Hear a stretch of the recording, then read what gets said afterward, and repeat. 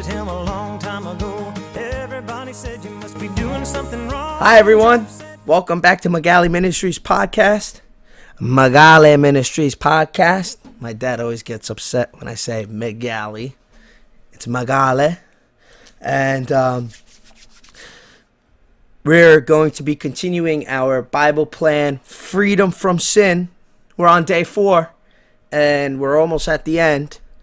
It's a 5-day plan, and if you haven't done the other days, I strongly encourage you to go back and go along with the first 3 days. You can find those videos.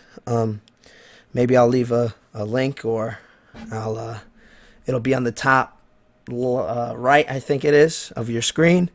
And go back and watch those videos. That way you're caught up, and also just for yourself, that way you can say you completed this plan in its entirety. You didn't just tune in, 4/5 of the way. So we're on day 4 now. We're going to dive into our devotional. And the devotional of today is titled Retaliating with Sin. Retaliating with Sin. And this quote today is actually by Martin Luther King Jr. That old law about an eye for an eye leaves everybody blind. The time is always right to do the right thing. Let me say that again. That old law about an eye for an eye leaves everybody blind. The time is always right to do the right thing. Our plan today has 5 sections, and we'll start with this devotional. Amen? So again, retaliating with sin. Revenge appeals to our flesh. We want to retaliate when someone's done something to hurt or offend us. We want to get back at them and show them what it feels like. So we say or do something to them, hoping we can experience some relief. Take a married couple, for example. One spouse does something to hurt the other. It could be something like hurtful words during a fight, or it could be marital unfaithfulness. The other spouse has a choice in how they respond. They either show grace and forgive, or they say the words or break the trust because it was done to them. Rarely do people feel better when they handle their own revenge. All it does is stir up an insatiable appetite for more revenge. I believe I said that wrong, but I'll keep going. When we allow someone else's sin against us to determine if we will sin back, we've given them power over our choices. That's very true. And retaliating with more sin hurts the heart of God first. Think about that for a second. The toxic cycle goes like this. Someone hurts us, we hurt them back with our sin. We sin against God, and then maybe the person is hurt. There's no guarantee that our retaliation will hurt the person we intended to hurt, but it will always go against our God. We think that stooping to the level of the person who hurt us is actually going to bring us comfort. It never does. Very true. And to make the entire situation worse, we know that God is not pleased and has called us to a higher standard. Instead of retaliating, what if we said to ourselves, I'm not going to retaliate because I don't want to sin against God. Let's allow our love and devotion to keep us from retaliating with more sin. Everyone has something they are going through at any given time in their lives. Things that cause us great pain, which in turn leads us to do things we didn't think we would do. Sometimes all we need to do is walk away, forgive, and pray for the person who hurt us. But for those whom we cherish and walk through life with, we can choose to empathize and show grace. For that will enlarge our hearts for the people God loves so deeply. All right, we're in our reflection section. Here we go. Do you tend to be a person who wants revenge? Why or why not? go ahead. Think about it.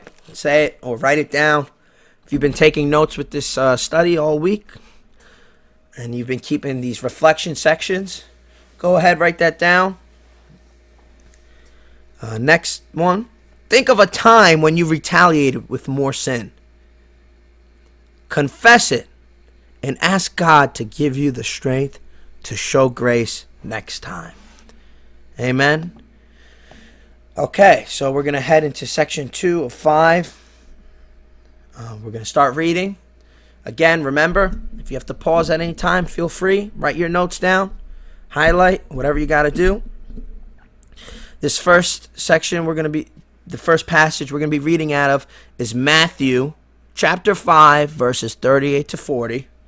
And I'll give you a moment to turn. Matthew chapter 5, verses 38 to 40.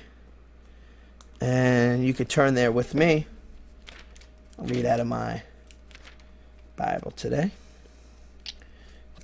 just for fun, out of this Bible instead of the computer Bible. It's the same thing, but I want to look at the words today. Okay, so verse 38 through 40. If you're there, say amen. All right, you said amen. Cool.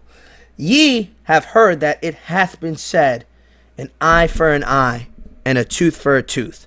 But I say unto you that ye resist not evil, but whosoever shall smite thee on thy right cheek, turn to him the other also.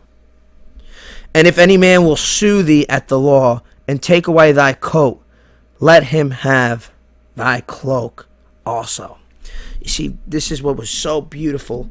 But I meant, when Jesus first said this, what came off as beautiful is that this concept of turning your cheek was never before really heard of. People would retaliate, would fight back, It was a mess. The earth, the entire planet was a mess throughout history, even up until this point, especially when the Romans controlled most of basically the world. But this was awesome. So we're going to continue. Feel free to pause. We're turning to Ephesians chapter 4, verse 32. Ephesians chapter 4, verse 32. Let's turn there in our Bibles.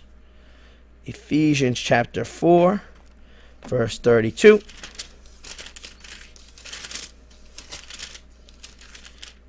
Okay. When you're there, say amen. All right, you said amen. And be ye kind one to another, tender-hearted, forgiving one another, even as God, for Christ's sake, hath forgiven you. Amen. Very powerful. Read that again if you have to. Take notes if you have to. All right, we're going to turn to Colossians chapter 3, verse 13. Colossians chapter 3, verse 13. Let me turn to that. When you're there, say amen. All right, you said amen. Cool. Colossians chapter 3, verse 13. And it says to us, forbearing one another and forgiving one another, if any man have a quarrel against you, even as Christ forgave you, so also do ye. Amen. And for our last passage of the day, we're going to turn to 1 Peter chapter 3, verse 9. 1 Peter chapter 3, verse 9. When you're there, say amen. All right, you said amen. Not rendering evil for evil or railing for railing, but contrariwise blessing, knowing that ye are thereunto called, that ye should inherit a blessing. Let me read that again. Not rendering evil for evil or railing for railing, but contrariwise blessing, knowing that ye are thereunto called, that ye should inherit a blessing. Amen. So that's awesome. If you're not too sure what that means and you want to better get in depth, if you search that up, you'll find so much of what they're talking about in this passage. Basically, don't submit to evil. Don't, when evil's done unto you, don't do evil back. There's a greater blessing waiting for you in your life. And if you learn to overcome these things in our walk in this life with Christ, you'll learn how to overcome those sins and those struggles and those temptations that have conquered you and have crushed you for such a long time. So continue your fight, continue your walk, and continue to give God the glory and praise every step of the way. Amen. I hope you enjoyed day 4 of our Freedom from Sin Bible plan together. We're on our last day, so I'll see you tomorrow for our last day of our Freedom from Sin Bible plan. And until then, God bless you.